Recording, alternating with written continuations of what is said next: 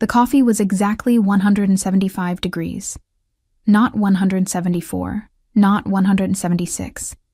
Vincent Marchetti took his morning espresso at precisely 175 degrees, with one sugar cube dissolved completely before the cup reached his desk.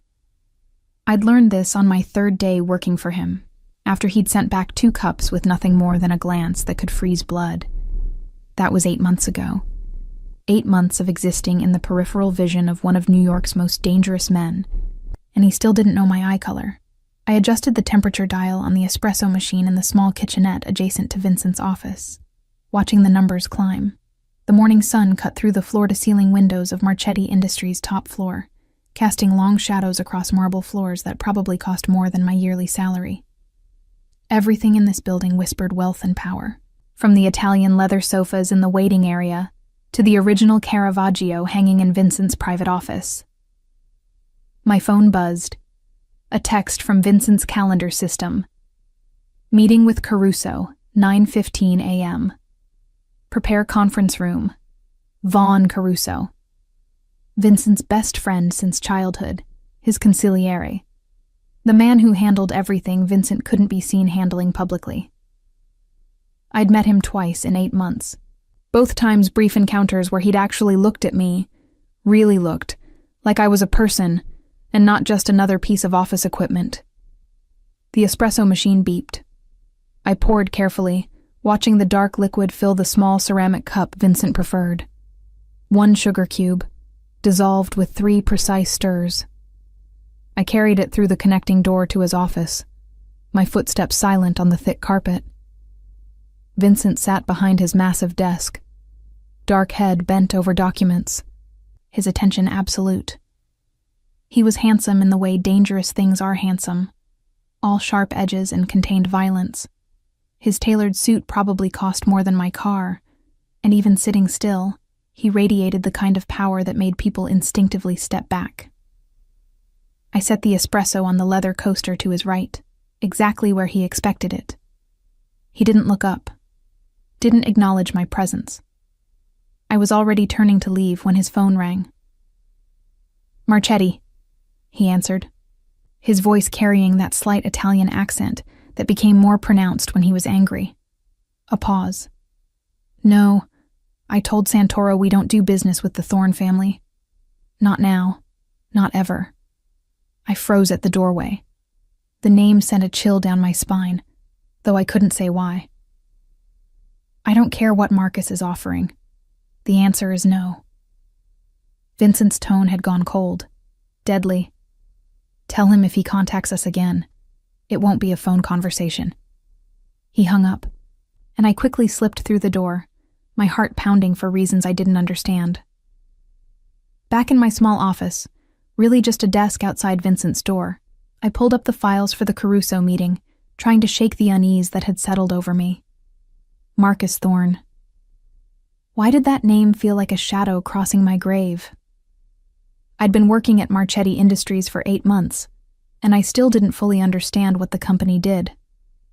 Officially, it was import-export, with legitimate contracts for Italian luxury goods. But the men who came through these doors, the conversations I wasn't supposed to overhear, the way Vincent's security team carried weapons that definitely weren't legal. I wasn't naive enough to believe this was just about importing leather handbags. My computer chimed. An email from Vincent. Conference room. Now. I grabbed my tablet and headed down the hall to the main conference room, a space that could comfortably seat 20, but was usually used for Vincent's more private meetings. I checked that the blinds were properly positioned. Vincent liked privacy but not complete darkness, and set out water glasses at 2 places. I was adjusting the thermostat when the door opened. "Perfect as always, Miss Cole." I turned to find Vaughn Caruso leaning against the doorframe, watching me with an expression I couldn't quite read. Where Vincent was all hard edges and cold control, Vaughn had a warmth to him that seemed at odds with his profession. He was nearly as tall as Vincent, with broader shoulders and lighter brown hair that fell across his forehead in a way that suggested he didn't spend hours getting it perfect. But it was his eyes that caught me. Dark brown, almost black, and currently focused entirely on me with an intensity that made my pulse quicken. "Mr. Caruso," I managed, proud that my voice stayed steady. "Mr. Marchetti should be here momentarily." "Vaughn," he corrected, moving into the room. "We've established this before, haven't we? You can call me Vaughn."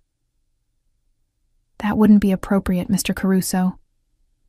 His smile was slow, dangerous in a completely different way than Vincent's coldness. "Appropriate. That's an interesting choice of words in this building." Before I could respond, Vincent entered, his presence immediately dominating the space.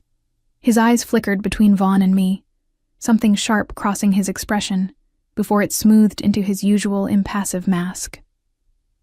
"Vivian, that will be all," he said. I nodded, gathering my tablet. As I passed Vaughn, he stepped aside, and I could have sworn his hand almost touched the small of my back. Almost, but not quite. The ghost of that touch followed me out of the room.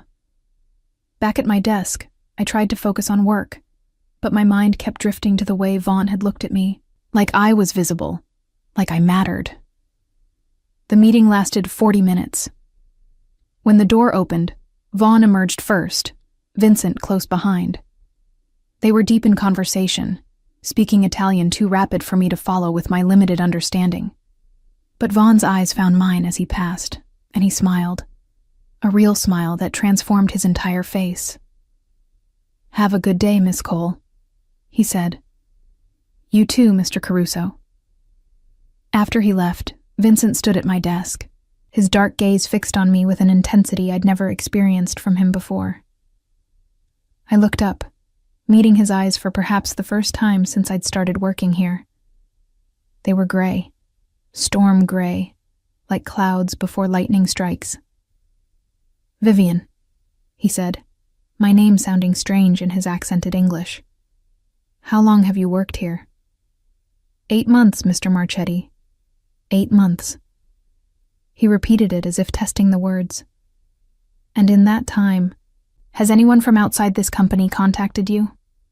Asked questions about me, about the business?" The question sent ice through my veins. "No, sir. If anyone does, anyone at all, you tell me immediately. Understand?" "Yes, sir." He studied me for a moment longer, something working behind his eyes that I couldn't read.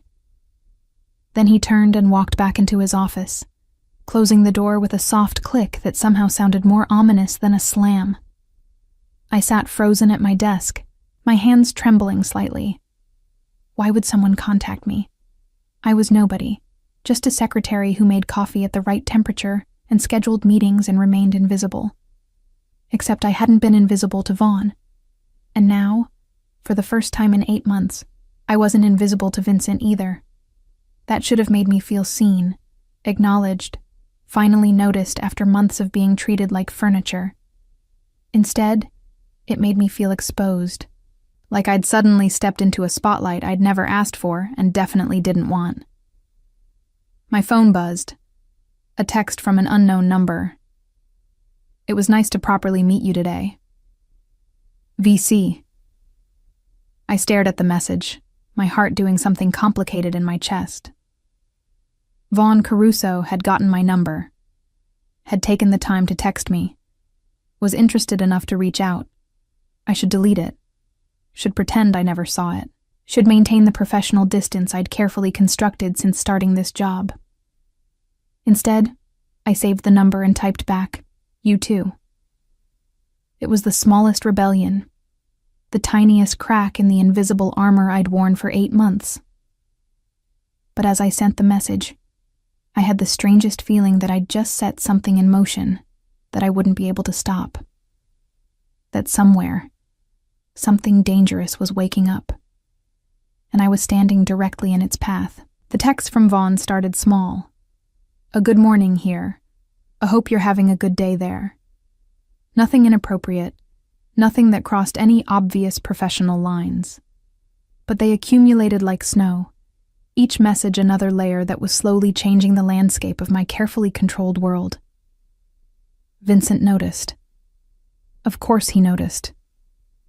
It started with small things.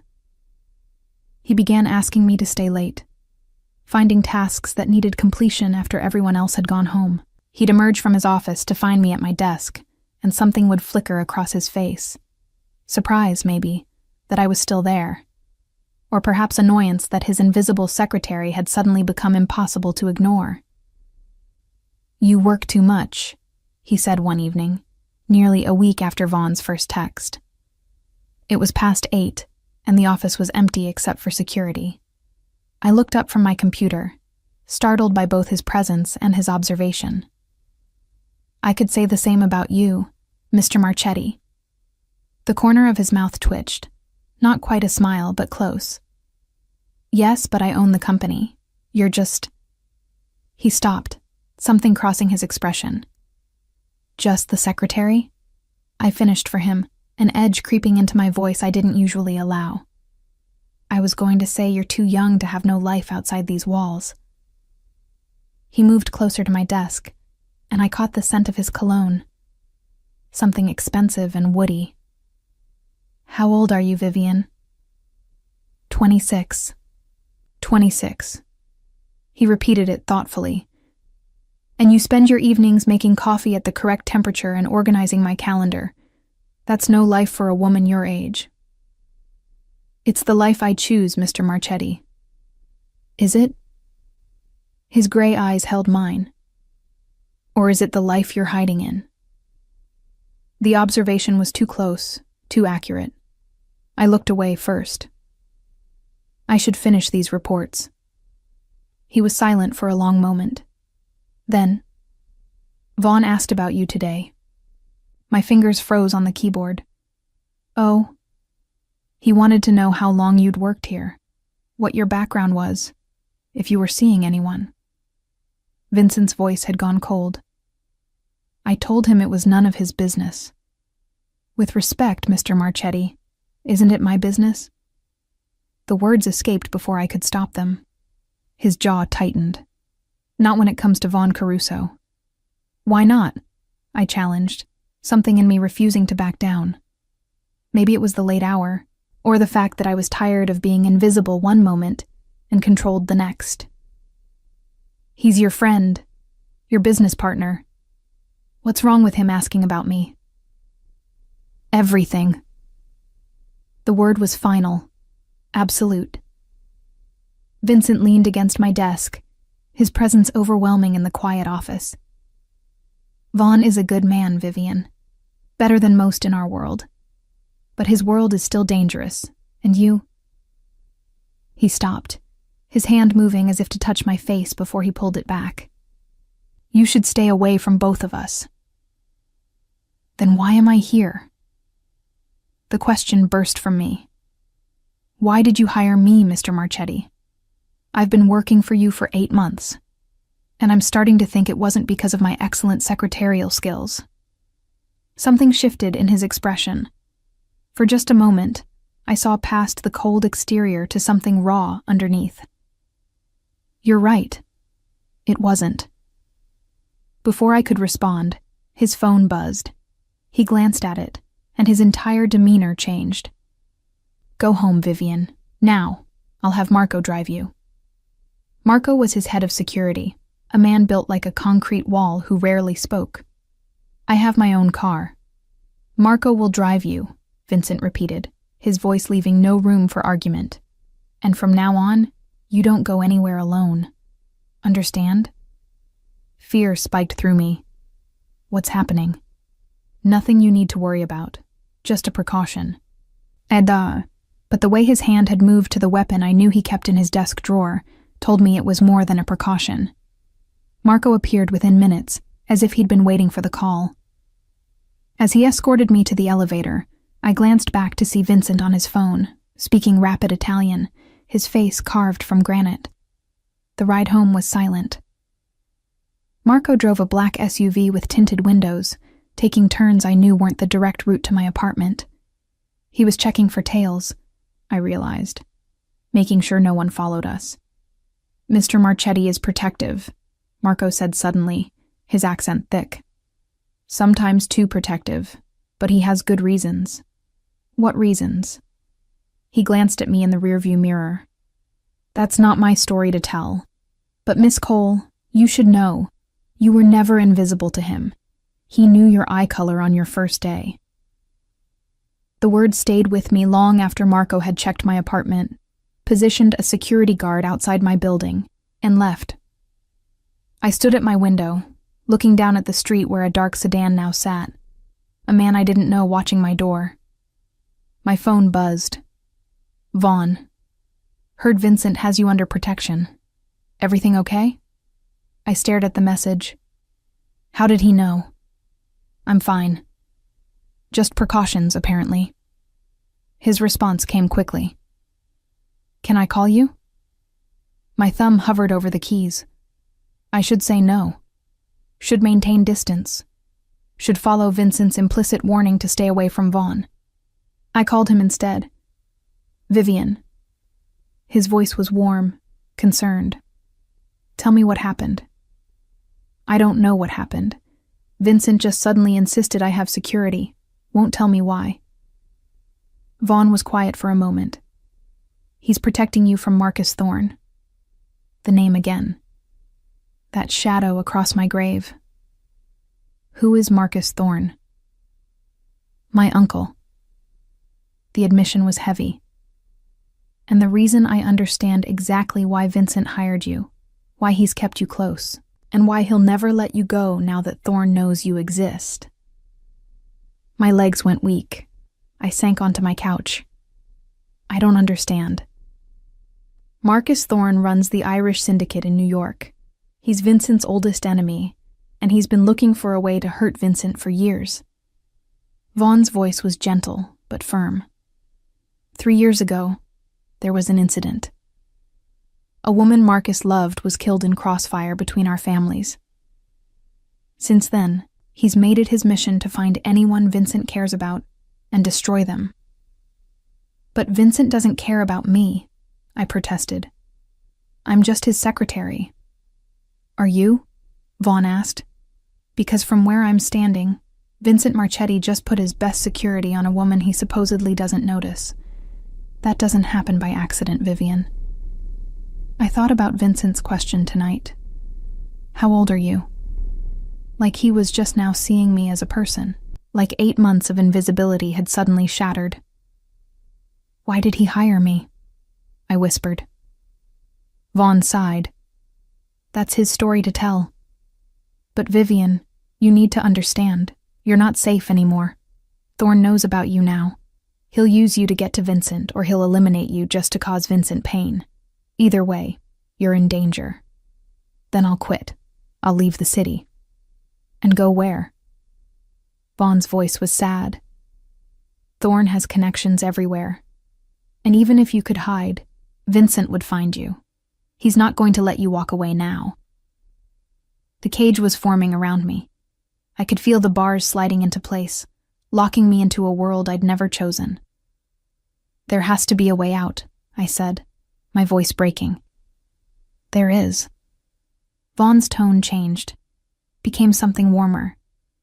But it's not running. It's accepting protection. And Vivian, I'd like to offer mine too. You barely know me. I know enough. I know you're intelligent, observant, and brave enough to stand up to Vincent Marchetti when most people would cower. I know you take your coffee with cream and sugar, that you bite your lip when you're concentrating, and that you have the most expressive hazel eyes I've ever seen. He paused. And I know that if Vincent has his way, you'll spend the rest of your life in a gilded cage, protected, but never free. I'd like to offer you something different. What? A choice. Vincent will protect you through control. I'll protect you through partnership. He'll make decisions for you. I'll make decisions with you. His voice softened. And unlike Vincent, I actually see you, Vivian. I have from the moment we met. My heart was racing. Vaughn, this is complicated, dangerous, completely insane. He laughed softly. Yeah, I know. Welcome to my world, but I'm serious, Vivian. If you want someone who'll treat you like an equal rather than a possession, I'm here." After we hung up, I sat in the darkness of my apartment processing everything. Vincent had hired me not for my skills, but to protect me from a threat I hadn't known existed. A threat connected to Vaughn's family. And now both men were offering me protection, but in completely different ways. Vincent's protection was a cage.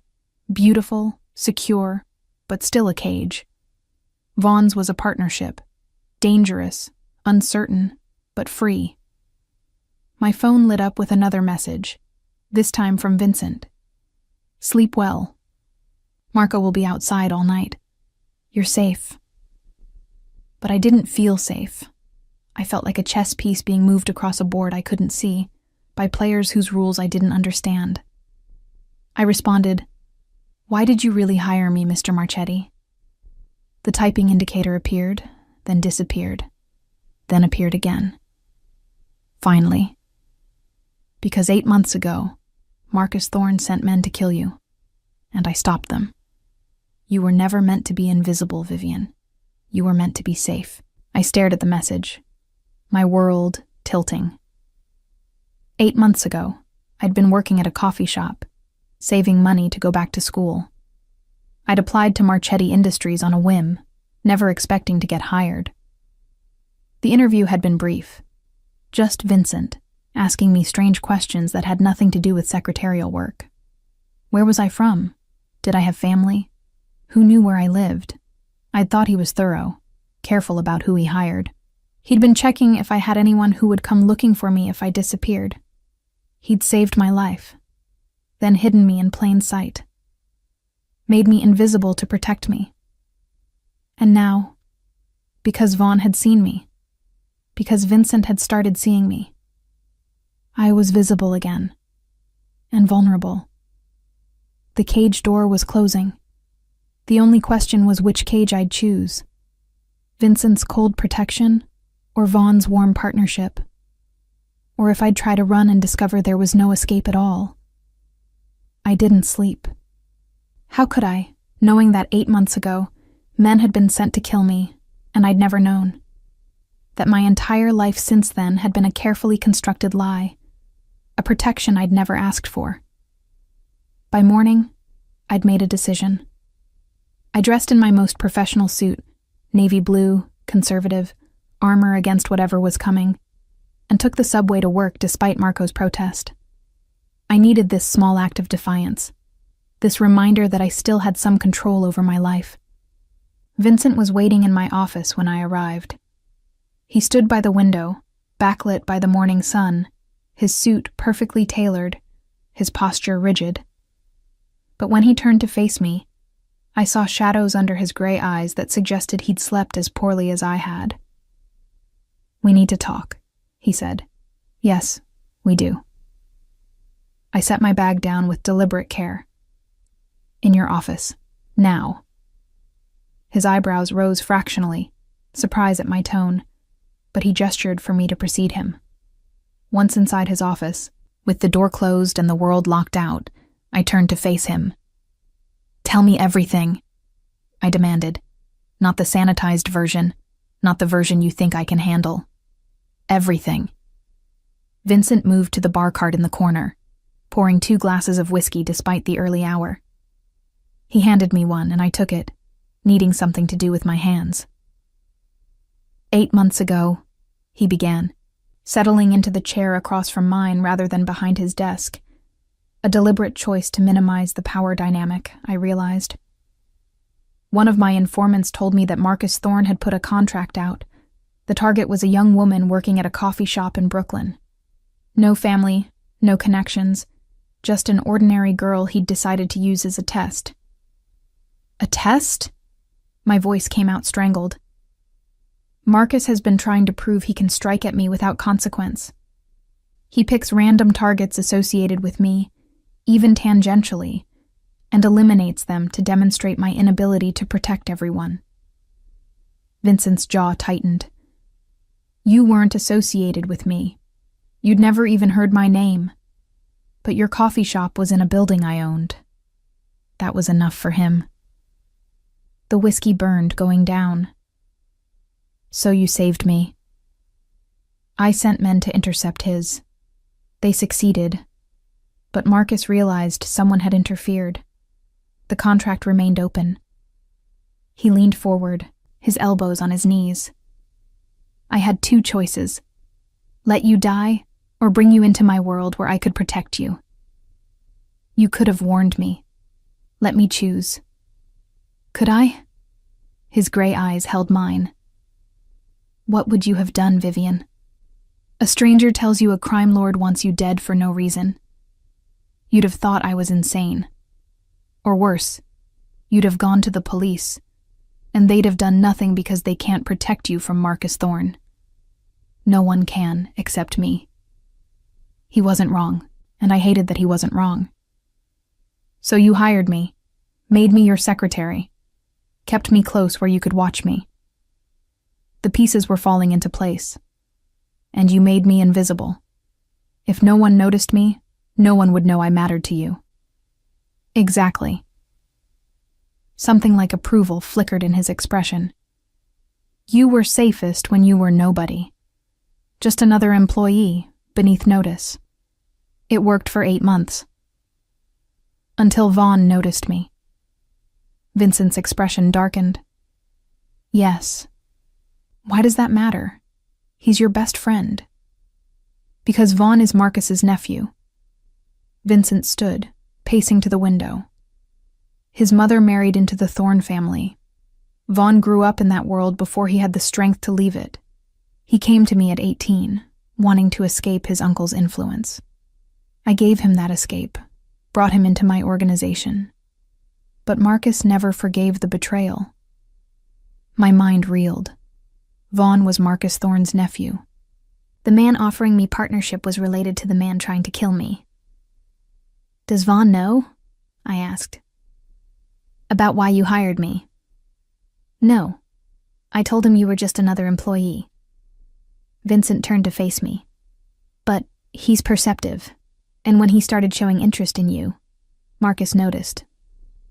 My informants tell me Thorne has been watching Vaughn for weeks, trying to understand why his nephew is suddenly texting a secretary, calling her, showing up at the office more frequently. So by noticing me, Vaughn made me visible to Marcus.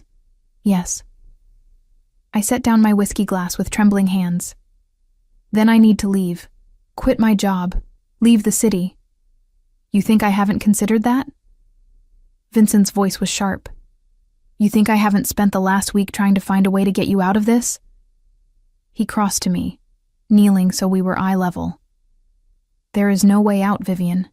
Marcus knows you exist now. If you run, he'll find you. If you hide, he'll dig you out. The only way you survive is under my protection. Your protection is a cage. It's life. His hand came up, cupping my face with unexpected gentleness. A cage is better than a grave. I wanted to pull away from his touch, but something in his eyes held me frozen. For the first time since I'd met him, Vincent Marchetti looked vulnerable. Why do you care? I whispered. I'm nobody. Just a random girl who worked in your building. His thumb traced my cheekbone. You were nobody. Past tense.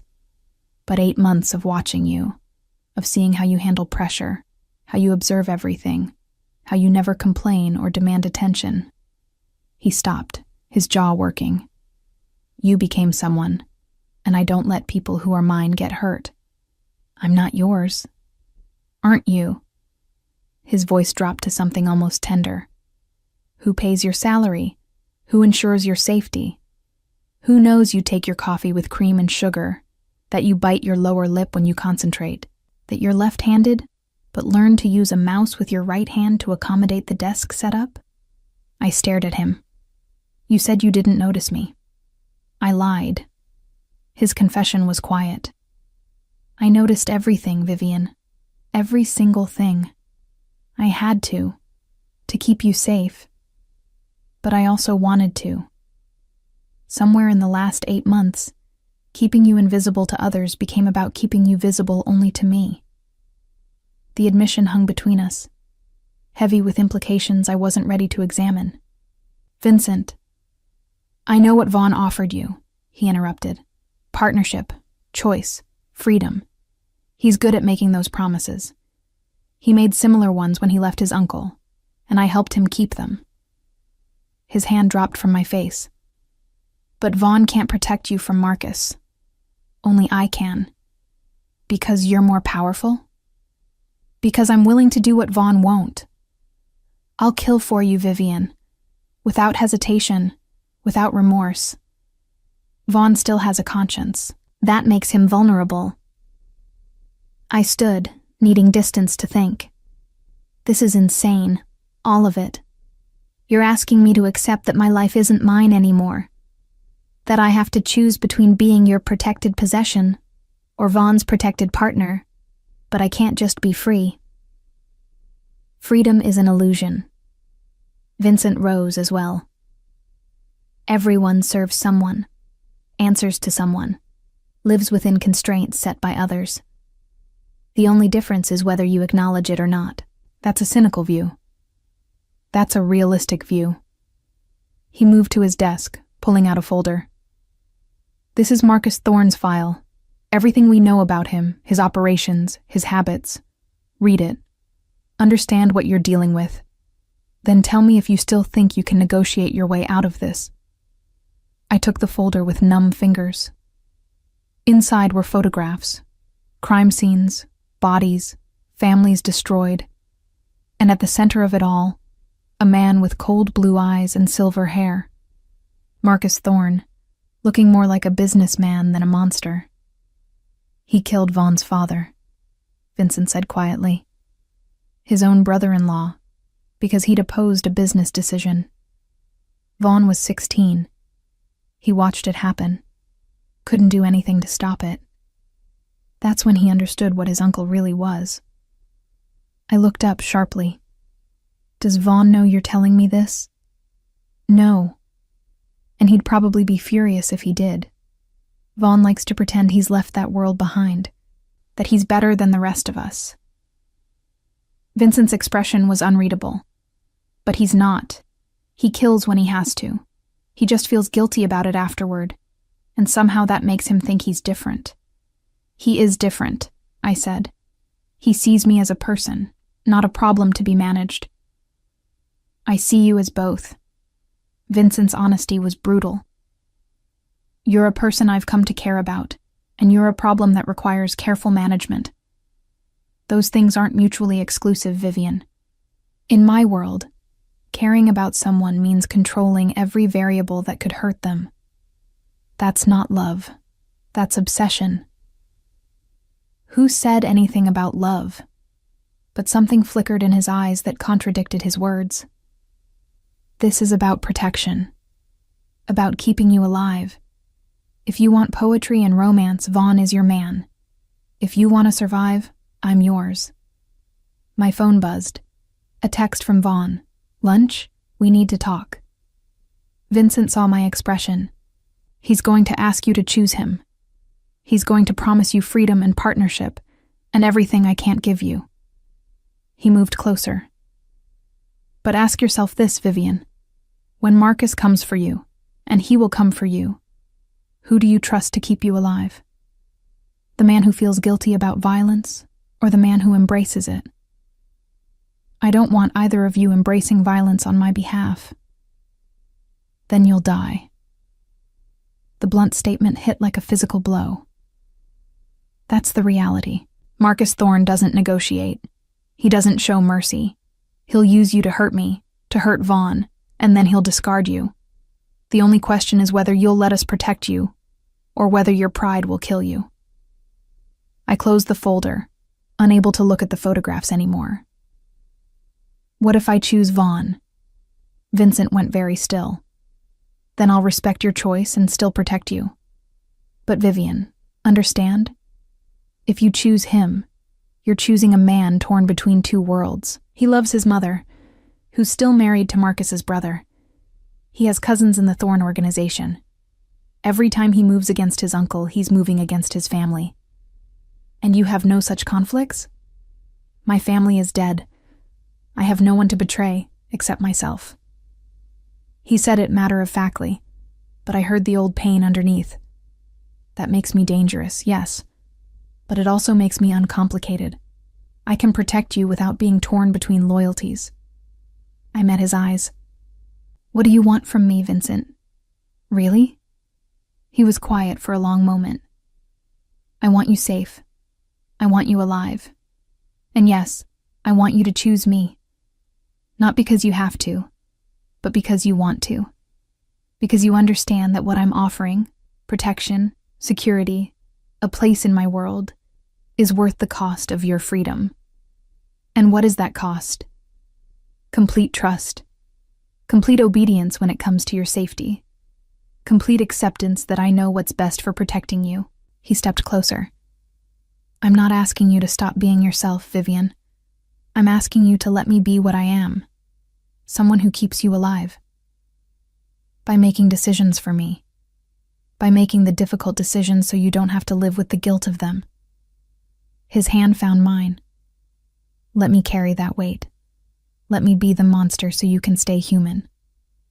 It was the most honest thing he'd ever said to me. And somehow, that honesty was more terrifying than any threat could have been. Because part of me wanted to accept his offer.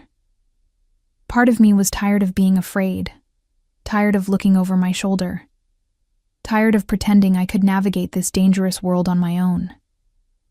But another part of me looked at Vaughn's text and remembered what it felt like to be seen as an equal, to have someone offer partnership instead of protection.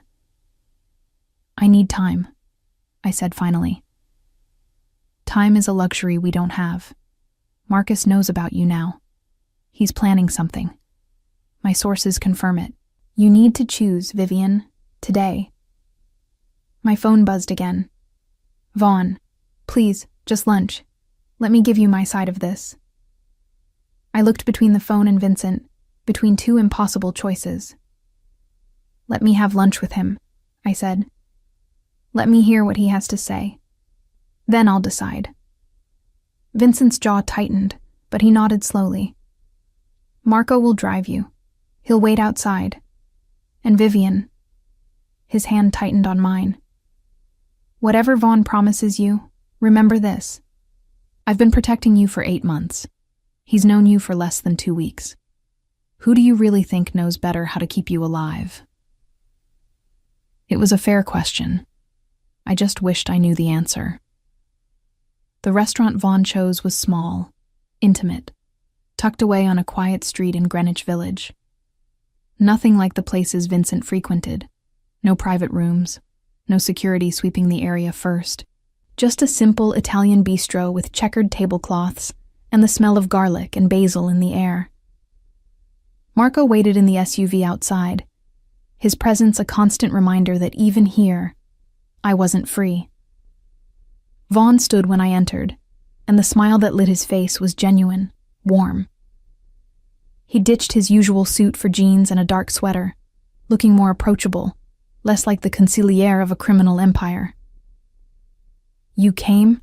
He said, pulling out my chair. Did you think I wouldn't?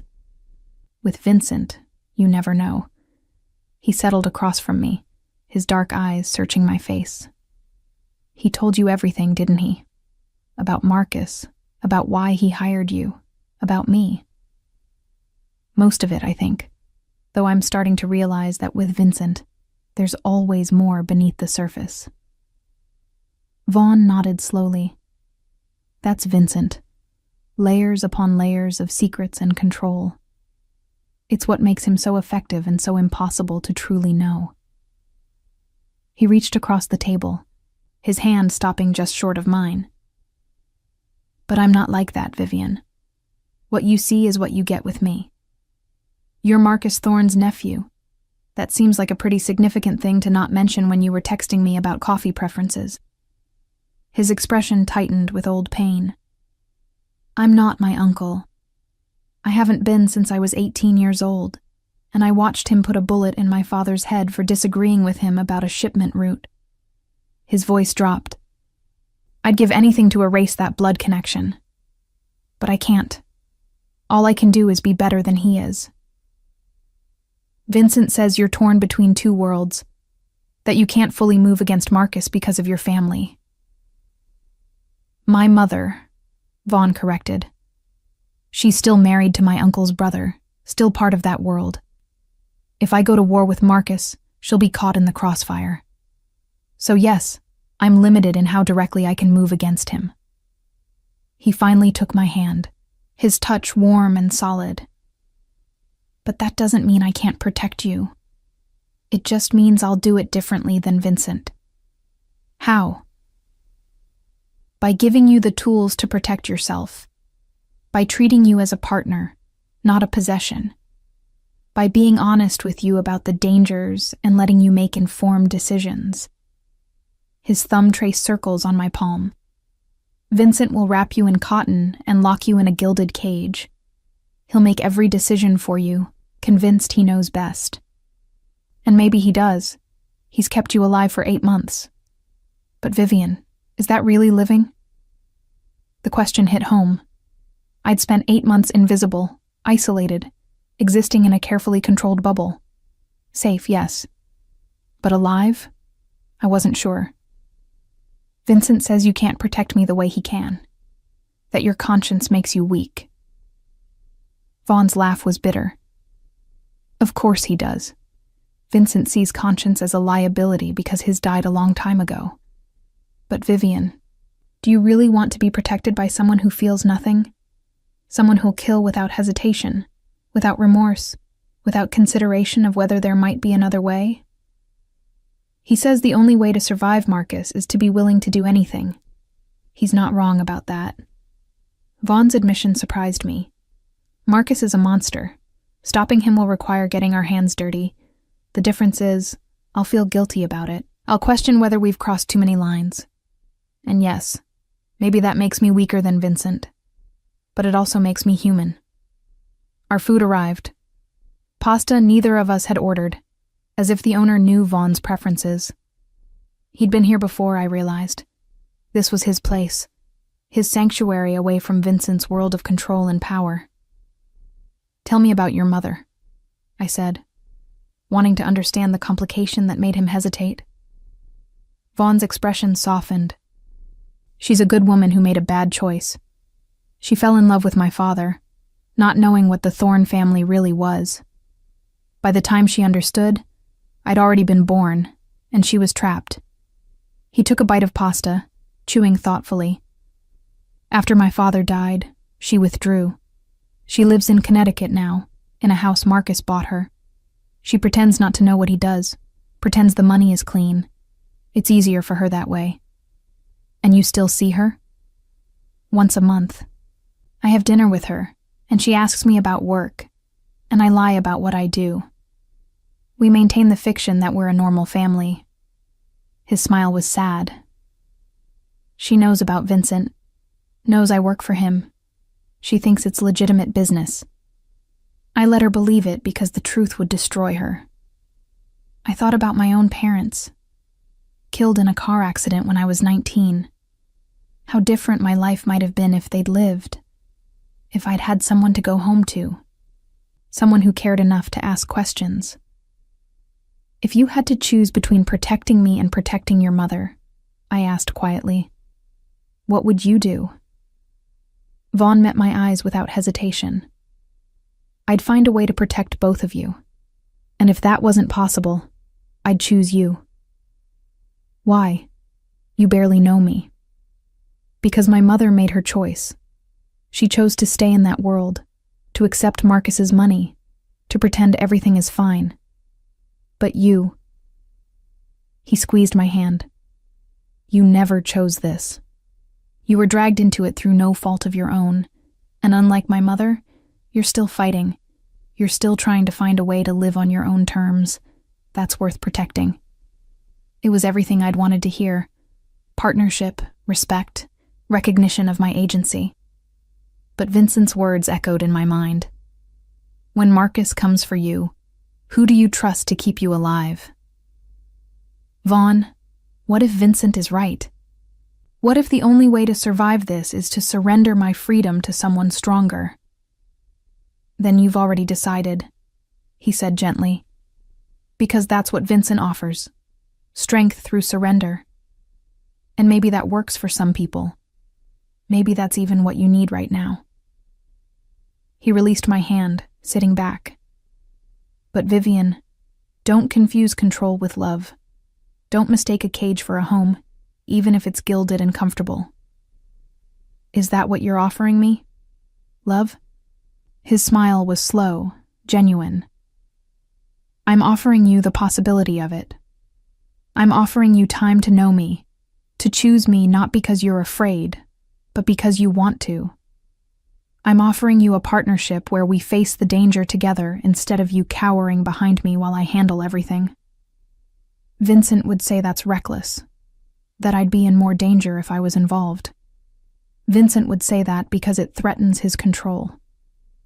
Vaughn leaned forward again. But here's what Vincent won't tell you. Keeping you isolated, keeping you dependent on him for everything, that creates a different kind of danger. Because what happens if something happens to Vincent? If Marcus manages to eliminate him? You'll be completely helpless, with no skills, no knowledge, no ability to protect yourself. I hadn't considered that. In all of Vincent's careful planning, was there a contingency for his own mortality? He's thought of that, I said, but it sounded weak even to me. Has he? Or has he just assumed he's invincible? Vaughn's expression was serious. I love Vincent like a brother. He saved me when I needed saving, gave me purpose when I had none. But his weakness is that he believes he can control everything, and when you believe that, you stop planning for failure. My phone buzzed, a text from Vincent. Time's up. Marco will bring you back. I showed Vaughn the message. He grimaced. Of course. Even now, he's controlling when our conversation ends. He signaled for the check. So what's it going to be, Vivian? His cage or my partnership? What if I choose neither?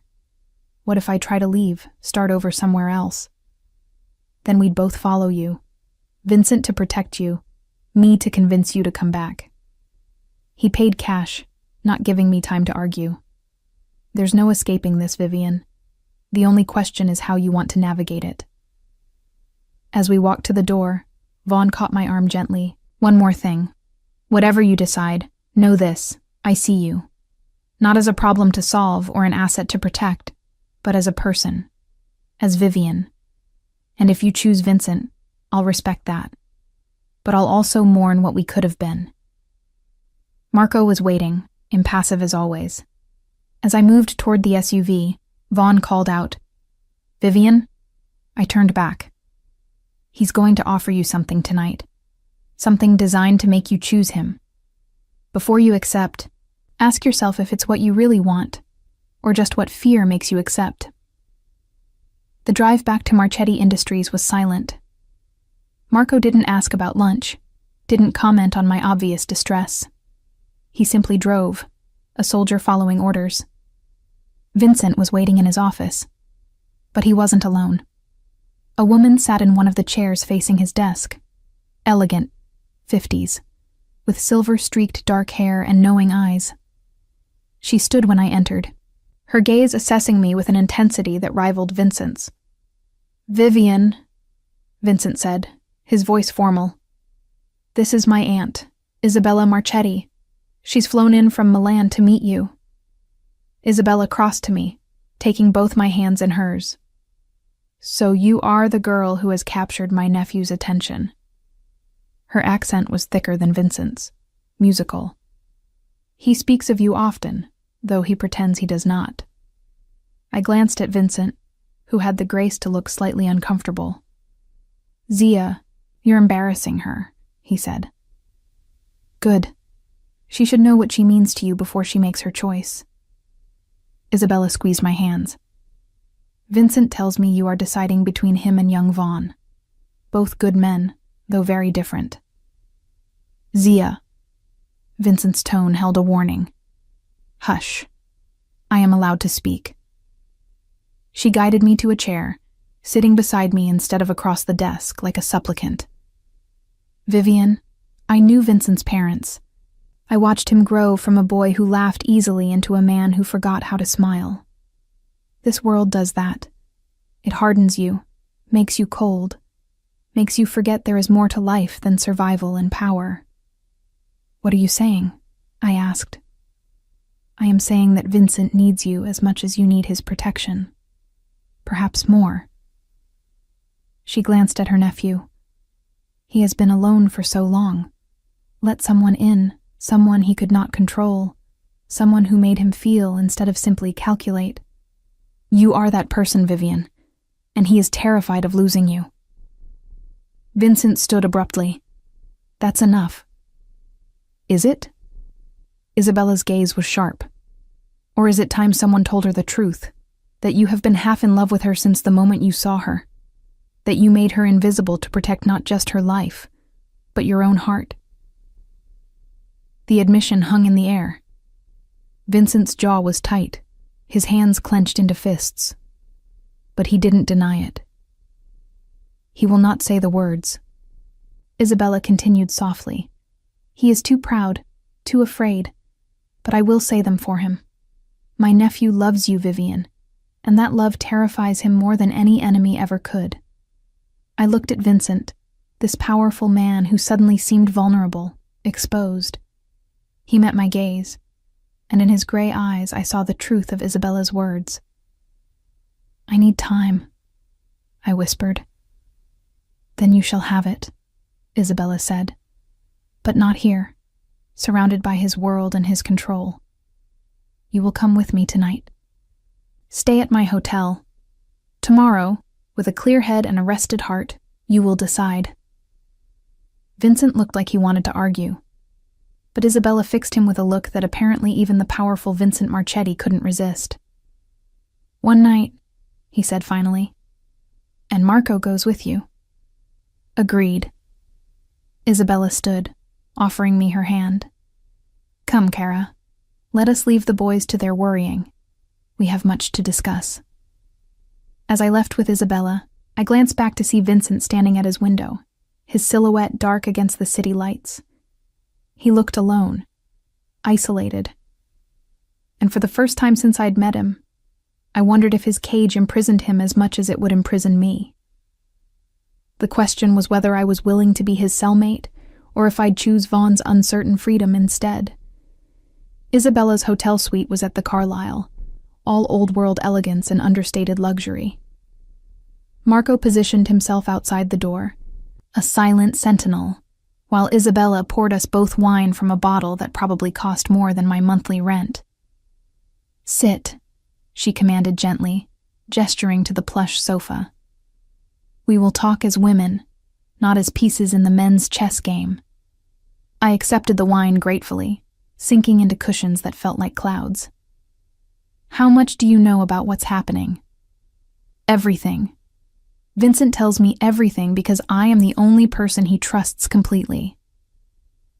She settled beside me, tucking her legs beneath her in a gesture that made her seem younger. I know about Marcus Thorne. I know about the contract on your life. I know that my nephew has been protecting you while pretending you did not exist. And I know that Vaughn Caruso has complicated everything by actually seeing you. Vincent is angry about that. Vincent is terrified about that, Isabella corrected. There is a difference. Anger he can use, channel into action.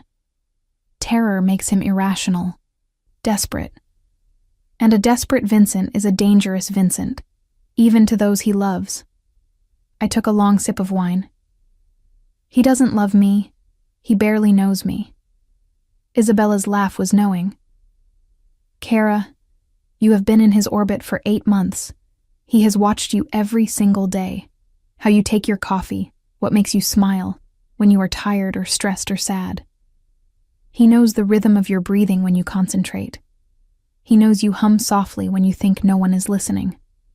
He knows everything about you, and knowing you, he fell in love. That's not love. That's obsession. In my nephew's world, they are the same thing. She set down her wine glass. Vincent's parents died when he was 22. Car accident, though the family always suspected Marcus Thorne orchestrated it. Vincent inherited everything: the business, the responsibilities, the enemies. He has spent 14 years building walls around his heart because everyone he has ever loved has been taken from him. The picture she painted made my chest ache. So he keeps people at a distance. Until you, he brought close. You, he watches every day. You, he protects with everything he has. Isabella's eyes were gentle. That is love, Kara. Imperfect, controlling, possessive love. But love nonetheless. What about Vaughn? Vincent says he can't protect me the way he can. This is true. Vaughn is torn between his family and his loyalty to Vincent. But Vaughn offers you something Vincent cannot: partnership, freedom to choose, respect for your agency. She paused. The question is, what do you value more? Safety or autonomy?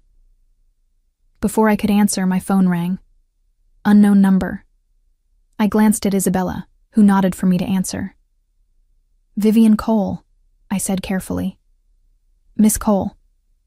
The voice was smooth, cultured, with a faint Irish accent. We haven't met, but I feel I know you quite well. My name is Marcus Thorne. Ice flooded my veins. Isabella's expression sharpened, and she immediately pulled out her own phone, texting rapidly. How did you get this number? I asked, fighting to keep my voice steady.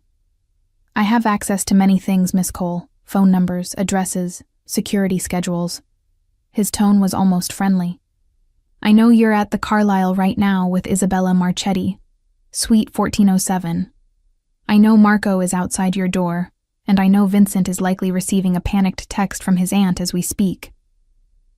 I looked at Isabella, whose face had gone pale as she spoke urgently into her phone in rapid Italian.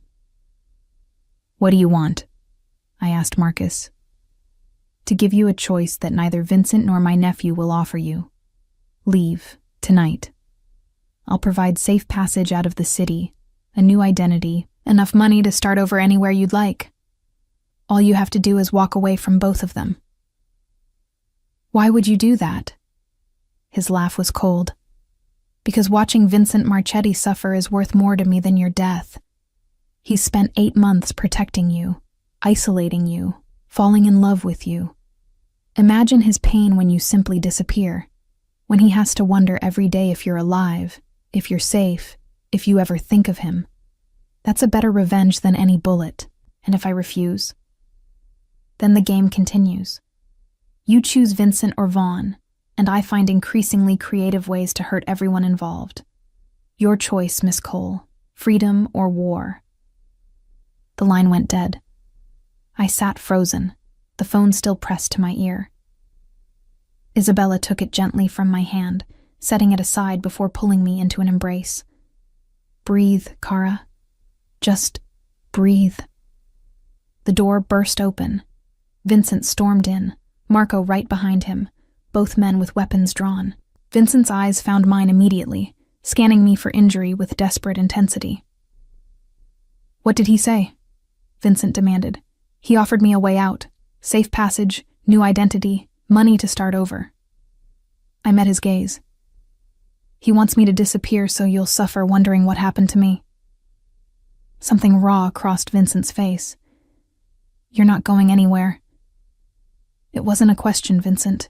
It was information. I stood, needing to meet him on equal ground, but his call made something clear. I'm not a person to any of you. Not to Marcus, who sees me as a weapon against you. Not to you, who sees me as something to protect and control. Not even to Vaughn, who sees me as a cause to champion.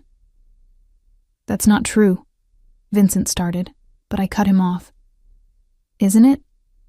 When was the last time any of you asked what I want? Not what would keep me safest, not what would hurt Marcus most, not what would prove a point. What do I want? What are my dreams beyond surviving the next threat? Silence fell. Vincent stared at me, something like shame crossing his features. "What do you want, Vivian?"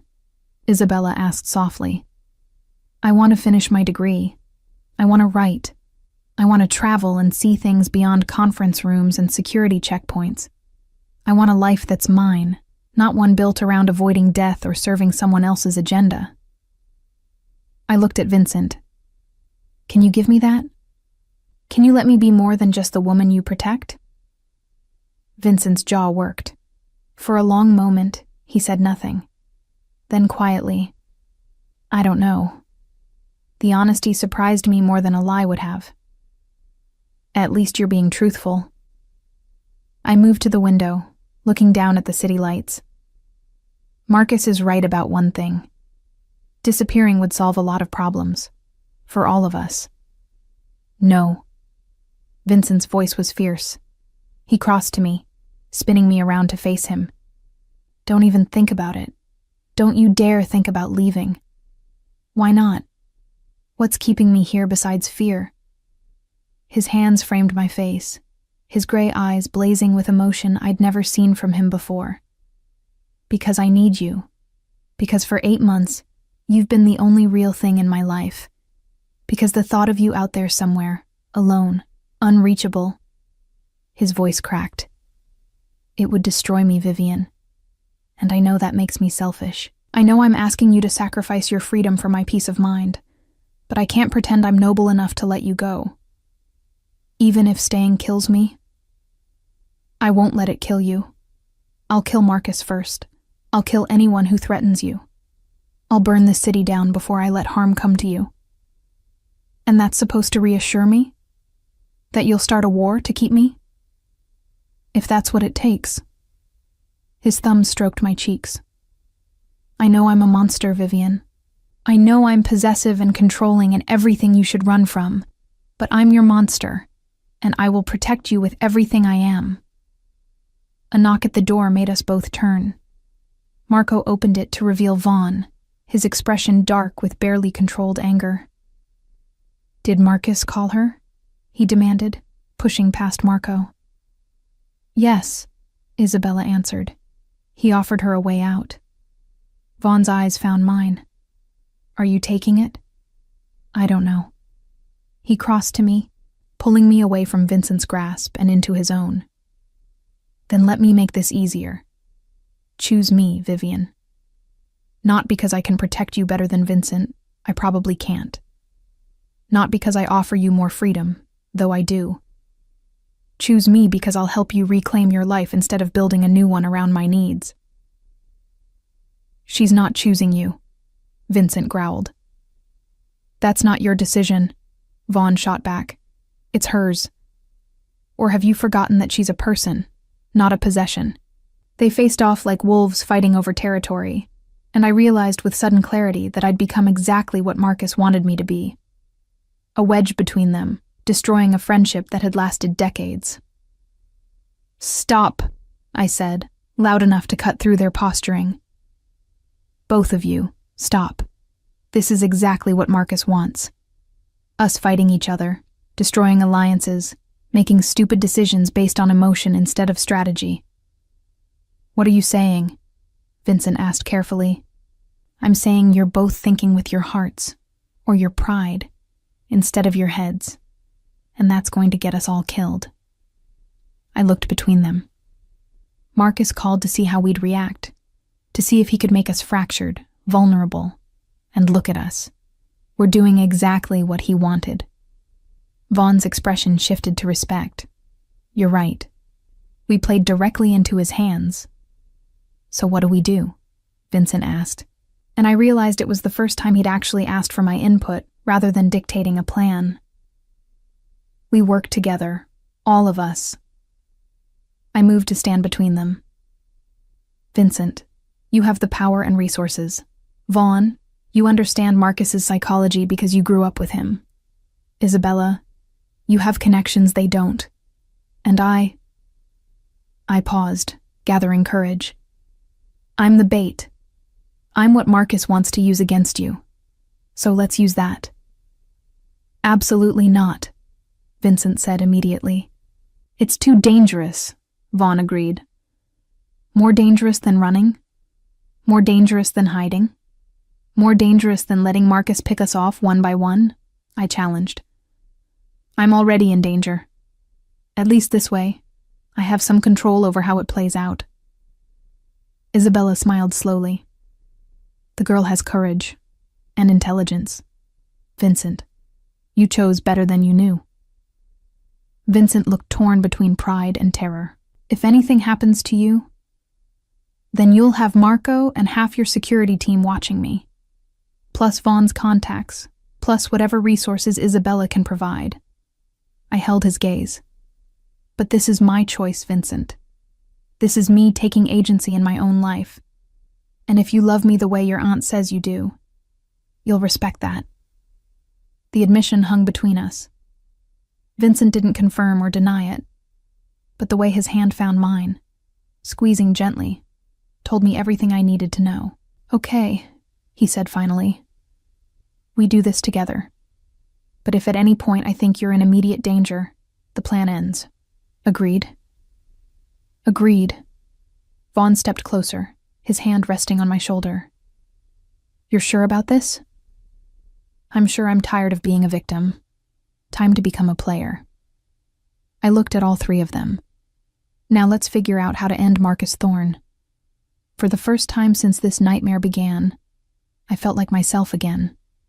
Not Vincent's protected asset, not Vaughn's cause to champion, not Marcus's target. Just Vivian Cole, finally taking control of her own story. The plan came together over the next 3 days. Vincent's resources, Vaughn's knowledge of Marcus's patterns, Isabella's connections in Milan, and my willingness to be visible when I'd spent so long being invisible. We were going to draw Marcus out by making him believe his wedge strategy had worked, that Vincent and Vaughn were at odds over me, that their friendship was fracturing. The stage was set for a charity gala at the plaza. Vincent would arrive with me on his arm, publicly claiming me as his. Vaughn would appear separately, making a scene that would convince Marcus's informants that the relationship between the two men was breaking down.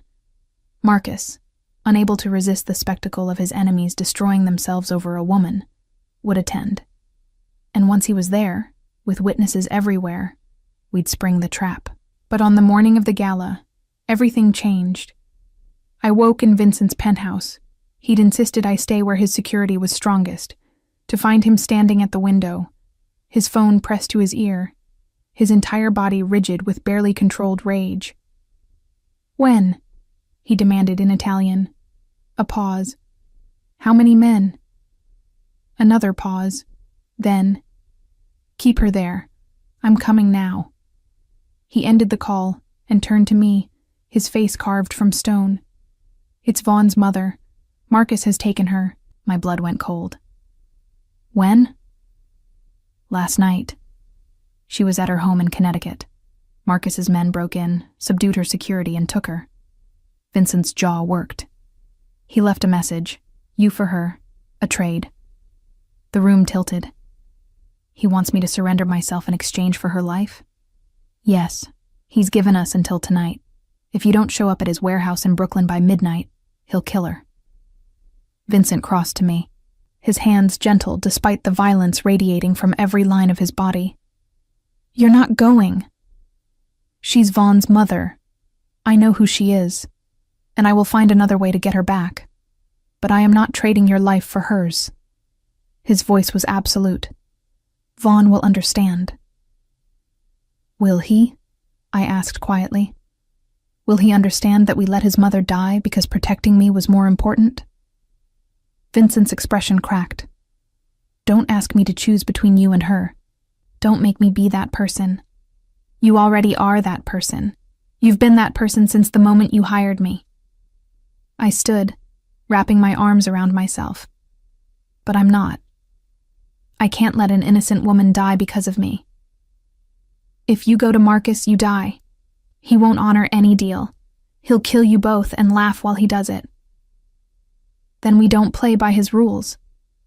I met Vincent's eyes. We make him play by ours. The door burst open. Vaughn stood there, his face a mask of controlled terror. Behind him, Marco and 3 other security men waited. Vaughn's eyes found Vincent first, then me. "Tell me you have a plan," he said, his voice rough. "Tell me we're not just giving up on her." "We're not giving up on anyone," I said before Vincent could respond. "But Vincent's right about one thing. Marcus won't honor a straight trade, so we change the game." "How?" Vaughn demanded. I looked at Vincent. "You said Marcus wants to watch you suffer. That hurting me hurts you. But what if I'm not the person who matters most to you anymore?" Understanding dawned in Vincent's eyes. "No, absolutely not." "What are you talking about?" Vaughn asked. "Marcus's entire plan relies on me being Vincent's weakness," I explained. "But what if, publicly, I'm not? What if Vincent and I have a very public falling out? What if I choose you, Vaughn, and Vincent is seen letting me go?" "Marcus won't believe it," Vincent said. "He'll see it as a trick. He'll believe it if it's real." I turned to Vaughn. "If I actually choose you, if we actually leave together, if Vincent actually lets us go?" Vaughn stared at me, something complicated crossing his face. "Are you saying—" "I'm saying I should have chosen you from the beginning. You offered me partnership, respect, freedom, everything Vincent couldn't give me because he's too busy trying to control the entire world." I looked back at Vincent, and my heart broke at the devastation in his eyes. "I'm sorry, Vincent, but I can't be your caged bird anymore. Vivian." His voice cracked on my name. "This is the play," I continued, forcing myself to stay strong. "Tonight at the gala, we make it public. I leave with Vaughn. Marcus sees that his plan worked, that he fractured your friendship and took away the woman you loved. He'll feel victorious, safe. That's when we move on his mother. While he's distracted by his win, Vincent's team extracts her." "And what about you?" Vincent asked quietly. "You think Marcus will just leave you alone once you're with Vaughn?" "He'll underestimate Vaughn. He always has. He sees him as weak, sentimental, torn by family loyalty." I moved to stand beside Vaughn, who took my hand instinctively. "He won't expect Vaughn to be able to protect me. That's his mistake." "It's a good plan," Isabella said from the doorway. None of us had heard her enter. "Marcus's arrogance will be his downfall. He will want to gloat, to savor his victory. That gives us time." "Time for what?" Vaughn asked. "Time for me to call in every favor I have in Milan," Isabella said. "Marcus Thorne has made enemies in Italy. Enemies who would be very pleased to know his attention is divided, his resources stretched thin. Enemies who could move against his operations while he's focused on his personal vendetta." Vincent was silent for a long moment, his gray eyes studying me with an intensity that made my chest ache. "You're serious about this? About choosing him?" "I'm serious about ending Marcus. If that means choosing Vaughn, then yes." I held his gaze. "I'm sorry, Vincent. I know that's not what you wanted to hear." "No," he said quietly. "It's not. But perhaps it's what I needed to hear." He turned to Vaughn. "Take care of her. If anything happens to her because you weren't strong enough or careful enough or ruthless enough—" "I'll protect her with my life," Vaughn interrupted. "You know I will." The 2 men stared at each other, years of friendship and brotherhood passing between them in that look. Then Vincent nodded once, sharply, and turned away. "Make it convincing tonight," he said, his back to us. "Marcus's informants will be everywhere. If they suspect it's an act, my mother dies and the plan fails. So make it real. Make it hurt." He walked out without another word, and I felt something inside me tear. Because part of the plan wasn't an act. Part of it was real. I was choosing Vaughn. In the gala was everything we'd planned. Vincent arrived alone, his expression cold and closed. I came with Vaughn, wearing a dress he'd chosen, emerald green, beautiful but simpler than anything Vincent would have selected. A deliberate statement about the difference between them. The moment we entered, whispers started. Vincent's secretary, on Vaughn Caruso's arm. The implication was clear, scandalous, exactly what we needed. Vincent approached us halfway through the evening, his face a mask of barely controlled fury. The performance began. "Vivian," he said, his voice carrying across the suddenly quiet room. "We need to talk, privately." "Anything you need to say, you can say in front of Vaughn," I replied, lifting my chin. "Very well." Vincent's eyes were chips of ice. "You're making a mistake. He can't protect you the way I can. He can't give you the life you deserve." "The life I deserve?" I let anger bleed into my voice. "You mean the life you decided I should have? The cage you built while calling it protection? I'm done being your prisoner, Vincent. Vaughn sees me as a partner, an equal. That's worth more than all your power and control. You're being naive. Romantic notions about partnership won't keep you alive when Marcus comes for you." "Then I'll die free," I said, and part of me meant it. Better that than spending another day invisible in your shadow. Vincent's face went white. For a moment, I thought he might break, might drop the act and beg me to stay. But he held firm, playing his role perfectly. "Fine," he said coldly. "Go with him. See how long his pretty words last when you're both dead, because he was too weak to do what needed to be done." He looked at Vaughn. "She's yours. I hope you can live with the responsibility."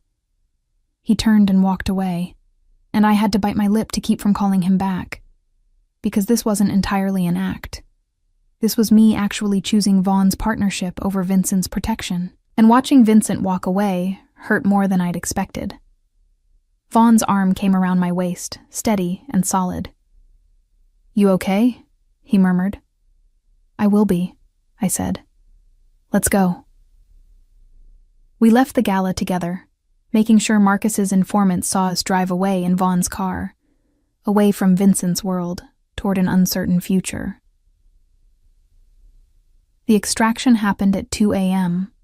Vincent's team moved on the Connecticut house while Marcus was still processing his apparent victory. They found Vaughn's mother unharmed. Marcus had been keeping her alive as leverage and had her in protective custody within an hour. By dawn, Isabella's contacts in Milan had moved against Marcus's Italian operations. Shipments seized, warehouses raided, bank accounts frozen.